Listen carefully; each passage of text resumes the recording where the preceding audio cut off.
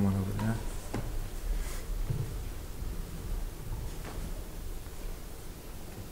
Thank you. This is a question for Montserrat and Natalia about the contracts that the sample that you're working for your database. I'm just wondering, how did you collect the sample? Is it all the contracts from that period, or only the ones that mention books?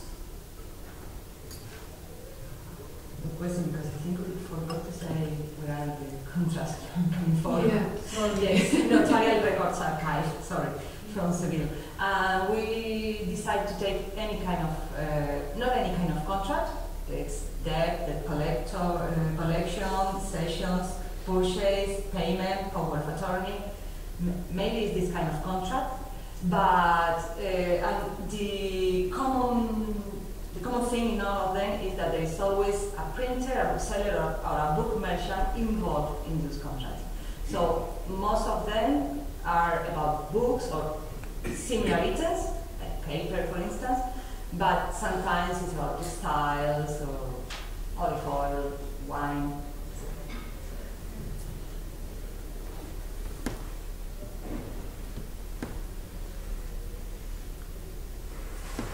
Hi, I'm Veronica. I'm from the University of São Paulo, and I really loved all the presentations. Starting to work with social networks, and as Catherine mentioned that she hadn't time to talk about her methods, I would like to know it, just in case you could compare the two methods using these two different projects. It would be really interesting. Thanks. Yeah, well, it's more or less the same method. But did you hear me? If I did that, okay. I think it's more or less the same method. Just we use different sources. In my thesis, I decided not to do network analysis on archive sources because I couldn't see it all. So I thought it was maybe it would lead to bad results. So I decided to focus on the colophons of all printed books. And the work was easy, in fact, because we had the ISTC. We also have for Venice very comprehensive lists of all the collaborations attested in colophons, also for the beginning of the 16th century. So I used that. And to go into a deeper methodology, I only used a quite large chronological period because it is not all collaborations are systematically noted in the books. So I believed if I worked on 10 or 20 time period, then I would be able to have a more I can't say when the collaboration starts or ends, but with a larger period it will be more accurate. And as with the second project, I also used only when there were financial collaborations for books, so collaborations between printers and publishers. So that's maybe a difference there. Yes, I guess so I think that in terms of methodology, it's the same even as software is a similar way using it. So they're not the same. More or less, it's the same methodology. So here, the problem here is how to measure that, because we were trying to capture economic interaction in the market. So how could we measure that? So our unit of measurement was the contract. So we imply that if two or more individuals are involved in a set contract, so then they have a relationship.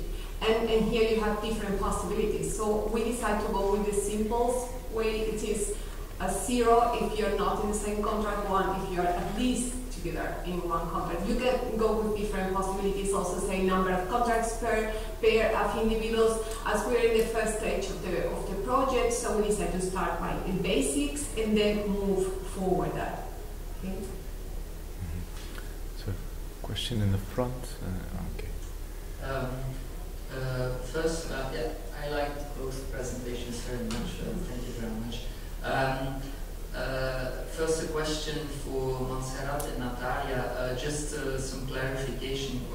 Can you give an example of a contract power of attorney? So I have difficulty to imagine what that, because it was a very large group, and what does that include?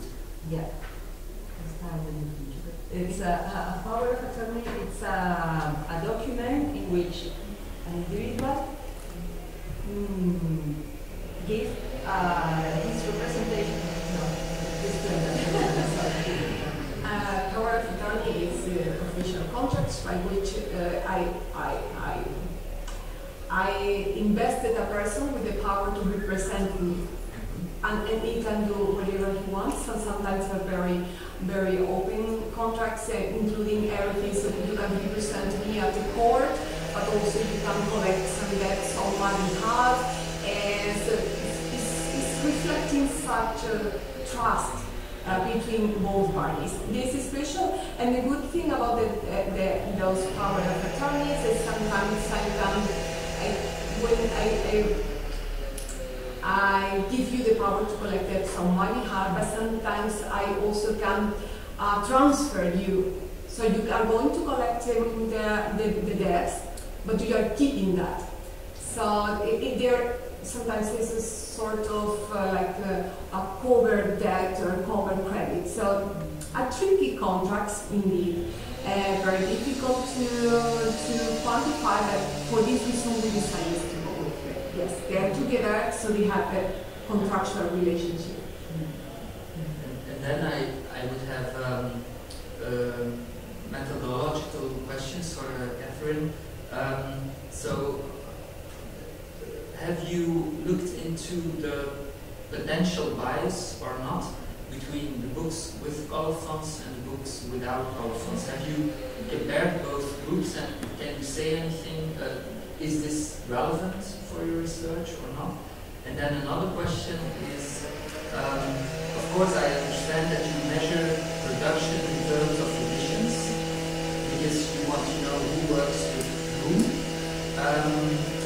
Have you also thought of working with the parameter of printing sheets to see the volume of editions, and does that change the results? Or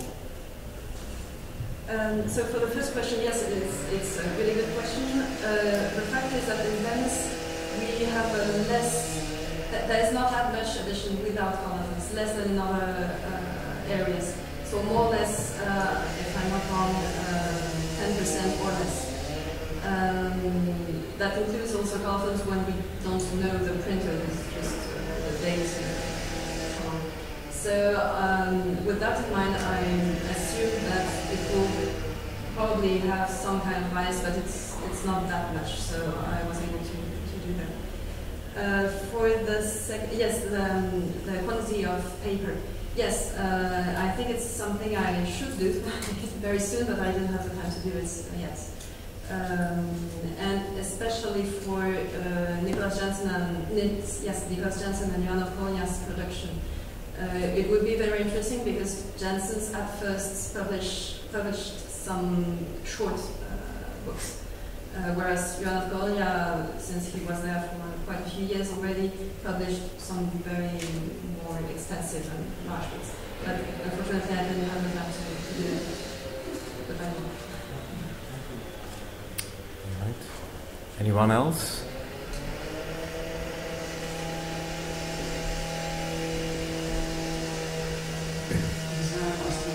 Kikuchi. I'm not sure, I'm sorry, but I wasn't able to catch all the information on the screen. But if I am not wrong, I have heard that some period there were two printers who monopolized the 40% of the book production in Greece, correct? And also I have seen that in, I don't know, the same period or another period, there were 70 printers working at the same time, more or less. Yes. So the question is, how did they live? They didn't. Because they were, the incomes of them were all the book production, or there were another kind of print papers who give them the incomes to survive? No, you're right. It's a question for the beginning of printing in Venice. So you have these two big companies who had 40, sometimes 50 or more % of the total production. And in the same time, you have 50 workshops in the city. These workshops, many of them failed. These workshops have a very short lifetime, 1 year, 2 years. In this period, you have 0.5% chance to go bankrupt when you start a printing company. So how did they live? In fact, they didn't live from printing. There are some of them who managed to make a living out of it, and these are the printers we find as successful printers after 1480, so after the end of the two big companies that monopolized the field. So yes, I don't know if I answered the question.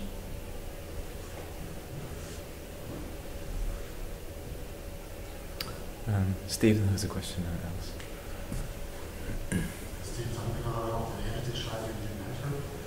Thank you for such wonderful presentations again. One of you mentioned that the winner in the Seville network was also the godfather of several children of other printers. And we know from other examples that family relations and business relations often overlap. Have you seen, both in Spain and in Italy, a lot of evidence of this? Is this something that is really part of these networks, that it is a business network, but also a family network, people intermarrying, people being godfathers to children of printers? Yes, well, in the case of Andrea Peccioni, he was the godfather of other printers and booksellers' children, but also of other kind of merchants from the civilian elite, not only book-related. But yeah, it was very common within this, especially within these European publishing firms active in Spain, to have marriage link or family links. The case of the Unity is clear. You saw in our presentation the Ebonite work of Luca Junta. He was the son of Bernardo de Junta, but he was married to the granddaughter of his uncle. So, and then his children was also married to another woman of his own family. Benito Boyer was married to Isabel de Basilea, who was the daughter of another foreign printer. So it was very, very common. Yes, we have the same kind of links. Sorry.